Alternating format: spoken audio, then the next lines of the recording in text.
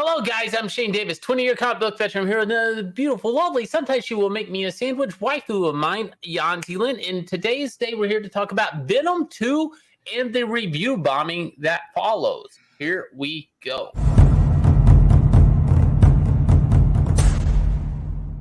So way back when Venom 1 first came out, it got a big old fashioned review bombing. Why? Because Lady Gaga had a movie coming out the same weekend, A Star Was Born, and they attacked it. They thought if they pushed down and they smeared Venom, saying it's a horrible trash film, that the people would instead go watch that movie. And that is not a smart tactic if you think about it, because I would assume that the audience for Lady Gaga's movie would be very different from the audience going for a superhero movie. Maybe they just want the girlfriend to say, Venom sucks. Let's go watch, this Lady Gaga movie instead. For what it's worth, though, Venom was kind of being billed and kind of advertised as something different than the normal superhero film. So it didn't make sense to do it. But today, here we are again, and a review bombing is happening. Now, what are we looking at, Yanzi? This is interesting, though. The review bombing this time around is not really happening from the audience anymore. It's happening from the critics. Look at that. 59% on the tomato meter, whereas it's 86% on the audience score, which means that critics are pretty much rating this, 3 out of 5 stars on the average. So let's have a look at some of these reviews. Venom, Let There Be Carnage review. Let there be silence, please.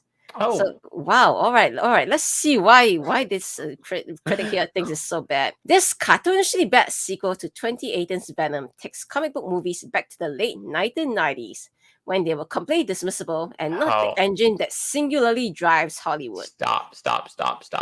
Okay, Venom is a product of the 90s. He is cartoonish in a way that he's this morphic symbiote sludge thing that breaks the boundaries of normal human anatomy. It is a bit cartoonish, so you're right on all fronts, and it is a Venom movie. So there you go. And isn't the 90s, the time when they had a big fat superhero resurgence, especially in the comic book industry? Right. So here's more of that review. He says, it's short, cheap looking, and maybe made for 8-year-olds. It's only fun if your idea of fun is being screamed at by a demon voice while staring at a mishmash of special effects for an hour and some change. Yeah, so I'm not sure what this guy is expecting. This is called a superhero movie. By most audience expectations, superhero movies, you go in there, you're not expecting high art exactly. You're expecting a lot of, fisticuffs. You're expecting maybe witty hero quips and stuff. I don't know. So what is this guy expecting? I don't know. This is a bro movie, a bromance, so to speak. I don't know. Obviously, somebody said that there was a little bit of SJW stuff going in. We did a video about it before. This actually starts to lean that maybe there is no agendas in this movie, that maybe this isn't a thing, and now they're upset. That's what I'm taking from it. Oh, so there's no real LGBTQ IA plus representation. That's what you're saying. That whole Andy Serkis thing was basically a red herring? It was enough to try to curb this mob of people that are looking for it. So here's another one. What we got? Venom 2 should not be watched. It should be shunned. Straight away, they're not even really attacking the movie itself. They're attacking the guy who wrote it, which happened to be Tom Hardy. And they said, Hardy wrote the story, which means he should never be left alone with a sharp object that could possibly be used as a pen. He could do damage to himself in the sense that he could take his character and turn him into a virtual bystander in a story involving 2 computer graphics fighting each other.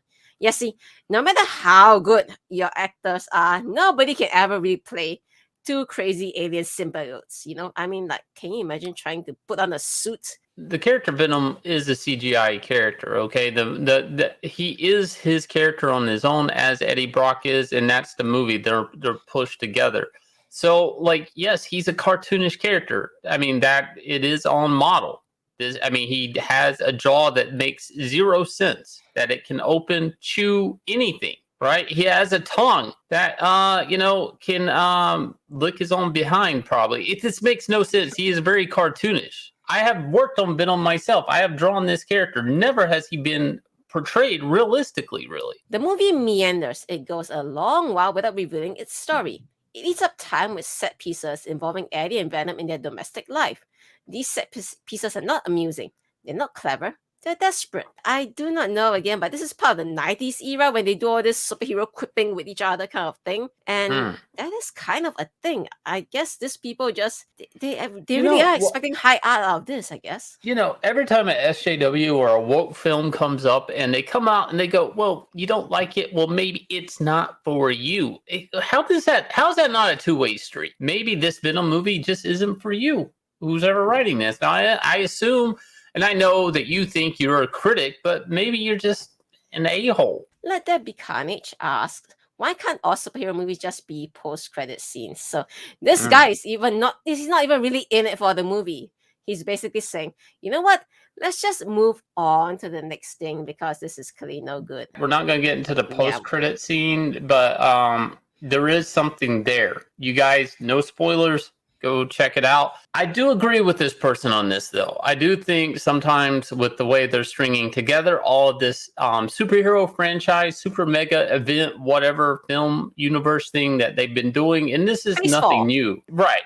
That there's a really ham-fisted effort in just like there's almost more energy put into that end credit scene. And then sometimes certain scenes of the movie, if not the entire movie. Some movies have been made off of this, like Captain Marvel.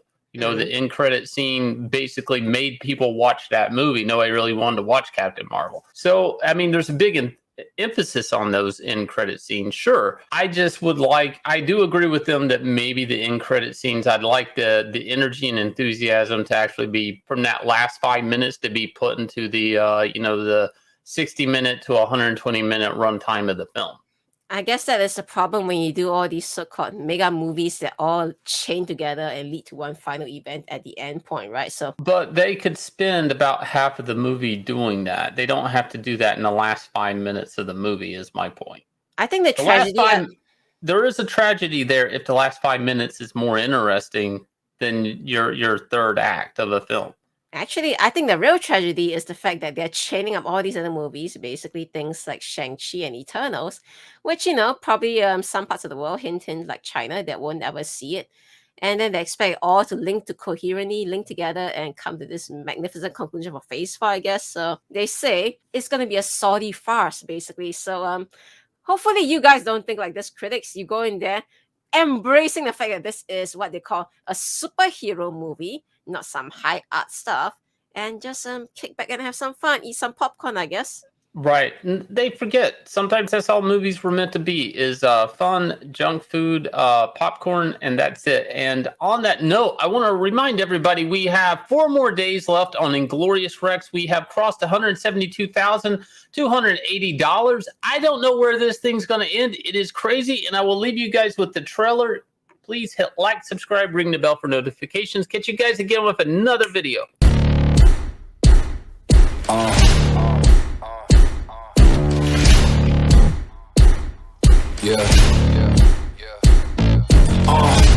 Pardon me and my tone. You can't step to my throne. They ain't working like me. I did this on my own.